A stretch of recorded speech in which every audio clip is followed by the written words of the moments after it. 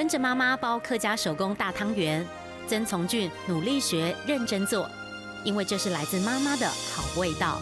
因为妈妈那种味道是咸香，还有那种油葱的香，还有韭菜的香，让我们都忘不了这种感觉。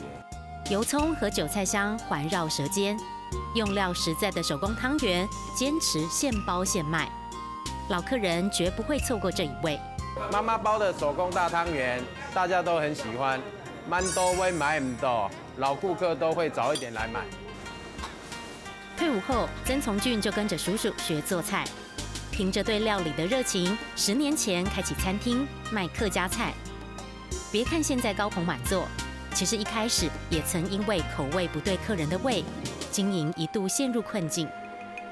如今的招牌菜梅干扣肉，就是曾从俊不断试菜改良而来。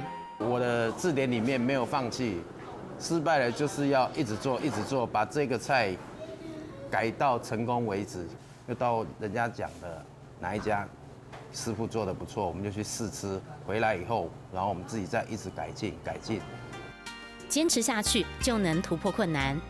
梅干扣肉的好滋味，还加了点独门配方，还是少了一点点味道，于是妈妈在旁边指导，加入她的味道进去以后，就变成我们店里的招牌菜。看他那么努力哦，很辛苦的教他，这样也很值得啦。现在不错的啦。努力留住客家妈妈的好味道，一切的辛苦对曾从俊来说都很值得。上课喽！蛮多买买唔到，蛮多买买唔到，蛮多买买唔到。